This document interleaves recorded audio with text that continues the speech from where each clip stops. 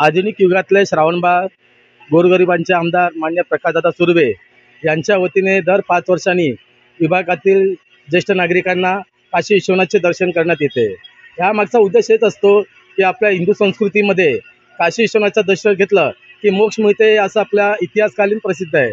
पण प्रत्येक ज्येष्ठ नागरिकाची इच्छा असते की आपण काशी विश्वनाथचं दर्शन घ्यावं आणि मोक्ष मिळावे, पण काही कारणास्तव कोणाची गरिबी असते तर कोणाच्या मुलाबाळांना नोकरी धंद्यामुळे घेऊन जाता येत नाही।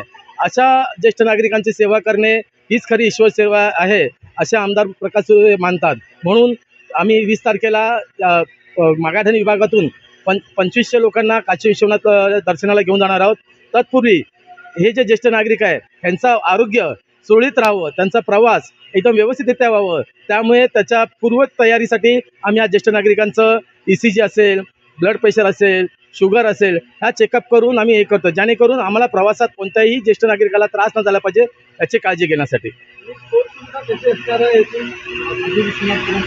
मागच्या 5 वर्षापूर्वी जेव्हा आम्ही 2500 लोकांना ज्येष्ठ नागरिकांना गेलो, त्यांचा अनुभव एवढा सुंदर आहे की ते पुन्हा पुन्हा यायला सांगतात की आम्हाला पुन्हा यायचं आहे। म्हणजे असं आहे की त्यांना फक्त घरातून येताना आपल्याला कपडेच घेऊन यायचं आहे, बाकी कोणत्याही प्रकारची त्यांना मोफत सेवा आहे। मग सकाळी 9 वाजता नाश्ता, दुपारी 1 वाजता जेवण, संध्याकाळी 5 वाजता नाश्ता, रात्री 9-10 वाजता जेवण, रात्री फ्रूट सलाड किंवा दुधाची सोय, म्हणजे जे पक्वान ह्या गरीब ज्येष्ठ नागरिकांना घरी भेटत नाही त्यांना ह्या प्रवासामध्ये आम्ही देणार आहोत।